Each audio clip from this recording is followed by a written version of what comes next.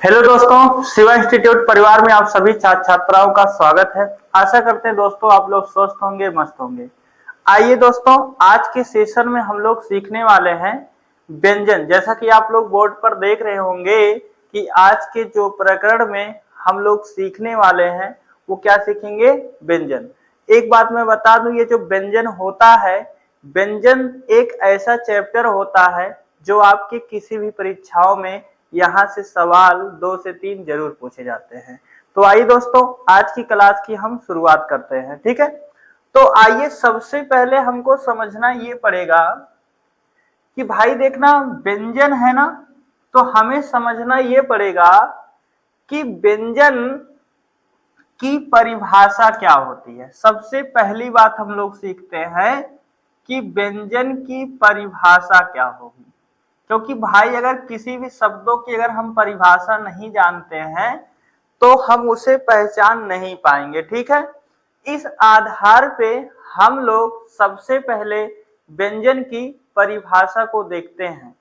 आइए दोस्तों, अगर इसके व्यंजन की परिभाषा की बात करें तो इसकी जो पहली परिभाषा है जो हर एक किताबों में मिलती है, क्या है परिभाषा, बताया जाता है कि ये जो व्यंजन होते हैं यह आपके स्वरों की सहायता से बोले जाते हैं। यानी किसकी सहायता से बोले जाते हैं, स्वरों की सहायता से बोले जाते हैं। उस वर्ड का नाम क्या कहलाता है, व्यंजन कहलाता है। ये आपकी सबसे प्राचीन परिभाषा है, सबसे प्राचीन, सबसे पुरानी। तो आइए सबसे पहली परिभाषा जानेंगे। वह वर्ण जिसका उच्चारण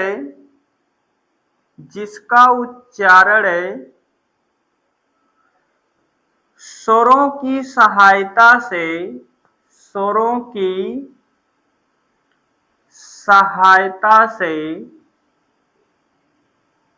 होती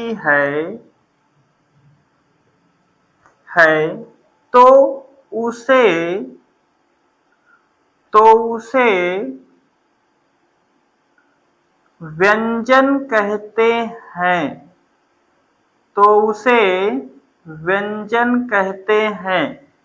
कह रहा कि जिनका उच्चारण स्वरों की सहायता से होती है उसे क्या कहते हैं, व्यंजन कहते हैं। एक बात समझना ध्यान से, कह रहा कि अगर इनका उच्चारण करना होगा तो ये स्वर के सहारे बोले जाएंगे। किसके सहायता से बोले जाएंगे, ये स्वर की सहायता से बोले जाएंगे। लेकिन एक बात मुझे बताओ, इस परिभाषा से यह स्पष्ट होता है कि अगर हमें स्वर को बोलना है, अगर मुझे व्यंजन को बोलना है तो स्वर की सहायता लेनी पड़ेगी। क्या मैंने कहा कि अगर स्वर का उच्चारण करना है तो व्यंजन का उच्चारण करना है तो हमें स्वर की सहायता अवश्य से लेनी पड़ेगी। लेकिन एक कॉन्सेप्ट मुझे समझ में आ रहा है। कॉन्सेप्ट क्या समझ में आ रहा है कि भैया इसकी एक परिभाषा यह भी तो हो सकता है। अब एक परिभाषा इसकी क्या हो सकती है जानो। अब मैं कह सकता हूं कि वह वर्ण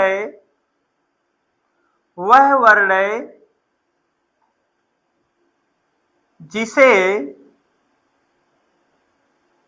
लिखने के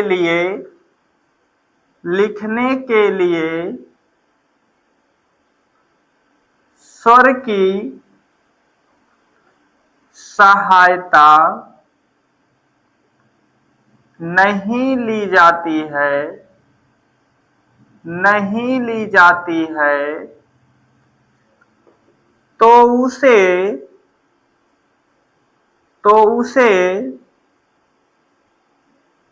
व्यंजन कहते हैं। अब प्यारे बच्चों, ये परिभाषा आपको देखने के बाद कुछ आपके मन में डाउट सा उत्पन्न हो रहा होगा कि सर आज तक मैंने पढ़ा है कि यदि व्यंजनों का जो उच्चारण होता है वो स्वर की सहायता से होता है, ठीक है, इस आधार पर ये परिभाषा सबसे पुरानी है। लेकिन यहाँ आप वीक पॉइंट समझने वाला मामला ये है कि भैया आप खुद ही देख रहे हो कि अगर उच्चारण करना होगा तो स्वर की सहायता ली जाती है। इस हिसाब से ये परिभाषा सही है। लेकिन मैंने कहा कि भैया अगर उसे लिखना हो तो स्वरों की सहायता नहीं ली जाती है। आइए मैं इसका प्रमाण देता हूं कैसे। आप ध्यान देना, आपके सामने मैं दो व्यंजन लिखता हूं, एक लिखता हूं ये का और एक लिखता हूं ये वाला का। इन दोनों में ध्यान देना अंतर क्या है। सर इन दोनों में अंतर क्या है, ये हलंत रहित है जबकि ये क्या है, हलंत सहित है। तो ध्यान देना, ये उच्चारण किया हुआ व्यंजन है, ये जो आपका है ये उच्चारण किया गया व्यंजन है, आप जानते रहिए, ठीक।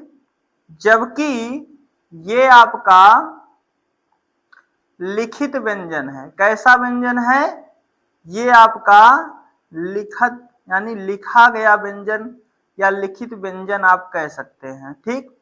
ये आप जानते रहिए। मैंने क्या कहा कि ये उच्चारित व्यंजन है और यह लिखित व्यंजन है, बात समझ गए। तो इस हिसाब से पता ये चला कि टोटल भैया दो प्रकार के व्यंजन की परिभाषा होती है। इस हिसाब से निष्कर्ष ये निकला कि अगर हमें व्यंजनों को बोलना है तो स्वर की सहारा लेना पड़ता है, और अगर लिखना नहीं है, अगर इसे बोलना नहीं है तो इसे स्वर की सहायता नहीं लेना पड़ता है। बात समझ गए। तो आप ध्यान दीजिएगा कि इस हिसाब से दोनों परिभाषा हमारा क्या हुआ, सही हुआ। अगर आपको कोई डाउट होगा, कोई संदेह होगा, आप कमेंट बॉक्स में कमेंट करिएगा, इसका सॉल्यूशन अच्छे से हम देंगे। लेकिन इतना गारंटी लेता हूं कि आपको डाउट इसमें नहीं होना चाहिए। ध्यान देना, जिसमें आपका हलंत नहीं लगा है वो परिभाषा ये वाला व्यंजन का है, और जिसमें हलंत लगा है ये वाला परिभाषा है। बात समझ गए, ठीक है। अब आइए सवाल ये आता है कि भैया व्यंजन की परिभाषा हम लोग सीख लिए, तो आइए हम लोग थोड़ा सा जानते हैं कि ये जो व्यंजन होते हैं इनकी विशेषताएं क्या क्या होती है। तो आइए हम लोग व्यंजनों की विशेषता सीखते हैं। तो व्यंजनों की अगर विशेषता की बात करें तो हेडिंग पड़ेगी आपकी विशेषताएं।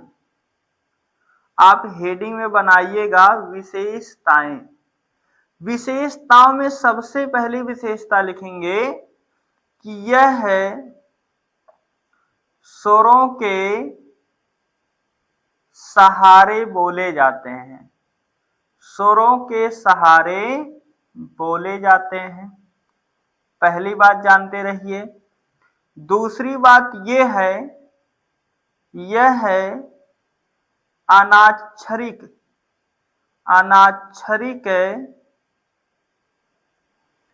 होते हैं, अर्थात ये अक्षर नहीं होते, क्या होते हैं, वर्ण होते हैं। तीसरी बात कहा जाए तो यह महाप्राण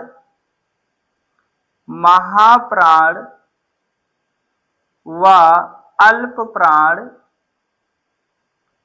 दोनों होते हैं, ये दोनों होते हैं, आप इसको जानते रहिएगा। अगर चौथी बात की जाए तो यह है सघोष व अघोष दोनों होते हैं, दोनों होते हैं। ये दोस्तों नोट करिए, फिर मैं आपको और बता रहा हूं, ठीक है।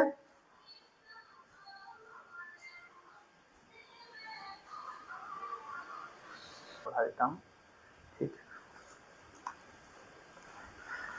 चलिए ठीक। तो आइए दोस्तों हम लोग शुरू करते हैं पुनः जो है, ठीक है। यानी कि हम लोग देख रहे हैं कि व्यंजनों की विशेषताएं।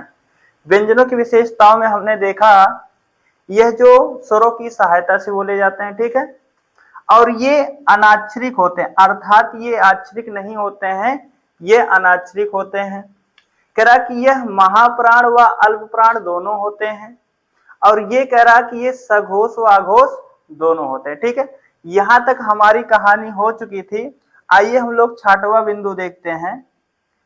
छठवां बिंदु ये है कि इनका उच्चारण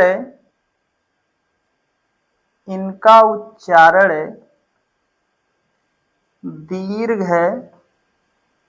नहीं होता है, नहीं होता है। सातवां पॉइंट आप लिखेंगे, यह है स्वराघात वहन करने में सक्षम नहीं होते हैं। ये बात ध्यान दीजिएगा दोस्तों, जिस प्रकार स्वर हमारा होता है वो स्वराघात वहन करने में सक्षम होता है, जबकि ये स्वराघात वहन करने में सक्षम नहीं होते हैं। ठीक है, और ये इनका उच्चारण आप कभी भी देर तक नहीं कर सकते हैं। ठीक है, क्योंकि ये भैया क्या होते हैं, वर्ड होते हैं। यहां देखिए मैं लिख भी दे रहा हूं, सभी व्यंजन वर्ण कहलाते हैं, आप जानते रहिएगा, वर्ण कहलाते हैं, ना कि अक्षर कहलाते हैं। बात ध्यान दीजिएगा, कुछ बच्चे ऐसे होते हैं जो वर्ण और अक्षर को एक ही समझ बैठते हैं, यानी कि उनके भीतर डिसलेक्सिया होती है। क्या होती है, डिसलेक्सिया होती है। खैर आप लोग सीटेट का तो पेपर नहीं कभी देखे होंगे। सीटेट के पेपर में क्या होता है, एक विकार होता है जिसे डिसलेक्सिया कहते हैं, यानी कि बच्चा यम को डब्लू समझ लेता है, डब्लू को यम समझ लेता है। ठीक, ऐसा करना ही क्या है, डिसलेक्सिया है। तो वही कहानी, कुछ बच्चे ऐसा समझ लेते हैं कि वर्ड और अक्षर हमारा क्या होता है, एक होता है, जबकि ऐसा कुछ नहीं है। अगर आपको वर्ड और अक्षर के बारे में जानकारी प्राप्त करना है तो इससे पहले की वीडियो आप अवश्य देखिए, जिससे आपको वर्ड और अक्षर के बारे में जानकारी हो जाएगी। ठीक है, तो आइए दोस्तों हम लोग थोड़ा सा आगे बढ़ते हैं। इसको मैं मिटाने का प्रयास करूंगा। अगर कहीं भी आपको कोई भी बात नहीं समझ में आती है तो आप कमेंट बॉक्स में कमेंट करिएगा, क्योंकि इससे मुझे ये पता चलेगा ना कि आपको मेरी बात समझ में आ रही है कि नहीं। ठीक है, तो कमेंट करना अति आवश्यक है, चाहे नेगेटिव करिए चाहे पॉजिटिव करिए। नेगेटिव करेंगे तो भी दिक्कत नहीं होगा मुझे, पॉजिटिव करेंगे तो भी कोई दिक्कत नहीं होगा, क्योंकि हर एक व्यक्ति के भीतर जितने गुण पाए जाते हैं उतने ही दोष भी पाए जाते हैं, है ना।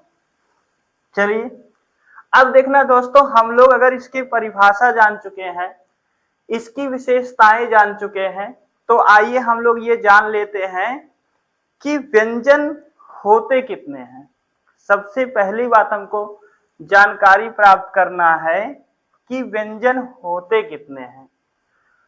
तो ध्यान देना, व्यंजन की दो कंडीशन होते हैं। ठीक है, जैसे अगर हम मान लेते हैं हिंदी की बात करें तो ध्यान दीजिएगा, मैं लिखता हूं नोट डाल के।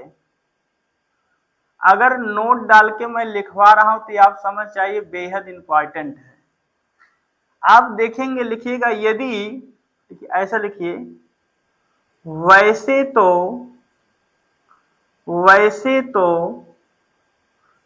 देखा जाए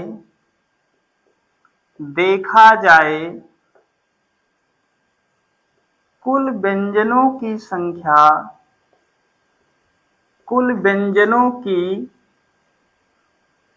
संख्या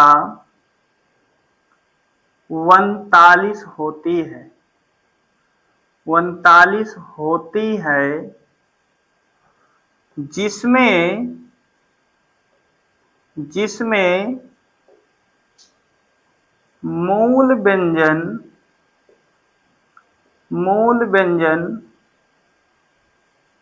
कुल 16 होते हैं। कितने होते हैं, 16 होते हैं। आप इसको देखकर बहुत ही अचंभित हुए होंगे कि सर मैं तो हिंदी में पढ़ा हूं कि जो व्यंजन होते हैं वो टोटली 33 होते हैं और जो मूल व्यंजन होते हैं वो भी 33 होते हैं। लेकिन मैंने यहाँ क्या बताया कि जो मूल व्यंजन है वो टोटली 16 होते हैं, जबकि कुल व्यंजनों की संख्या कितनी होती है? 39। एक बात ध्यान दीजिएगा आप लोग, यहां ध्यान दीजिएगा, यहां मैं किसी भी भाषा का नाम नहीं लिया हूं, ठीक है। अगर किसी भी भाषा का नाम नहीं लिया जाए तो आपको बताना है टोटल व्यंजन कितने होते हैं? 39 होते हैं, ठीक। और मूल व्यंजन कितने होते हैं? 16 होते हैं, ये आप जानते रहिए। मैं यह भी प्रमाण दे सकता हूं कि ये होते हैं कौन कौन, ठीक है। तो आइए 39 को तो मैं नहीं बताऊंगा, 39 को आगे चल के बता दूंगा अगर आपकी इच्छा होगी तो 39 कौन होते हैं ये भी बताऊंगा, लेकिन आपको मूल व्यंजन बताता हूं कितने होते हैं यह जानते हैं, ठीक। तो अगर मूल व्यंजन की बात करें तो आपने पढ़ रखा है स्पर्श व्यंजन। क्या पढ़ा है भैया? स्पर्श व्यंजन।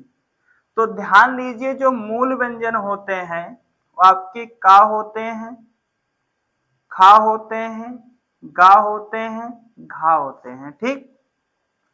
आपका टा होता है, ठा होता है, डा होता और ढा होता है। एक ता होता है, था, दा और धा। एक आपका पा होगा, फा, बा, भा।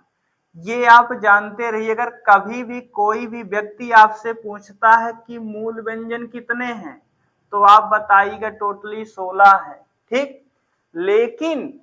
लेकिन सवाल यह है कि अगर कभी पूछा जाए कि हिंदी में कुल व्यंजन कितने होते हैं तो ध्यान दीजिएगा, नोट डाल के मैं लिख दे रहा हूं।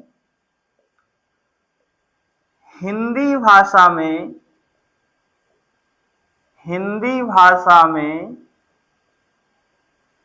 मूल व्यंजनों की संख्या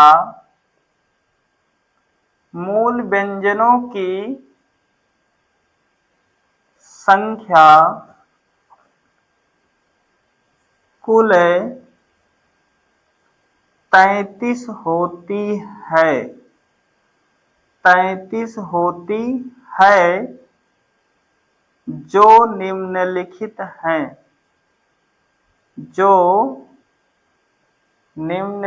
हैं, ठीक है। आइए दोस्तों देखते हैं ये होते हैं कौन कौन, ठीक। तो अगर बात करें भैया ये होते कौन कौन है तो आइए मैं लिख देता हूं। आप लिखिए का, खा, गा, घा, अंगा। चा, छा, जा, झा, इया। टा, ठा, डा, धा, अड़ा। ता, था, दा, धा, ना। पा, फा, बा, भा, मा। या, रा, ला, वा। शा, शा, सा और हा। यही आपके टोटल 33 मूल व्यंजन होते हैं। यानी कि अब आपको पता चला कि हिंदी में कुल मूल व्यंजनों की संख्या कितनी होगी? 33 होगी। लेकिन अगर आपके एग्जाम में सवाल कभी भी पूछता है कि हिंदी में मूल व्यंजनों की संख्या कितनी है तो आपको बताना है 33 है, ठीक। लेकिन ऐसे में अगर हिंदी भाषा ना लिखा जाए और पूछ ले कि मूल व्यंजनों की संख्या कितनी है तो आपको बता देना है 16 है। अगर हिंदी भाषा लगा दे या हिंदी शब्द लगा दे तो आपका उत्तर 33 हो जाएगा। अगर हिंदी शब्द ना लगाए तो आपका उत्तर क्या हो जाएगा? 16 हो जाएगा। तो आज के लिए दोस्तों बस इतना ही, क्योंकि आज मुझे कहीं पर जाना है, इसलिए आज यहीं पर क्लास विराम देता हूं। फिर मिलते हैं अगले वीडियो के साथ। थैंक यू दोस्तों।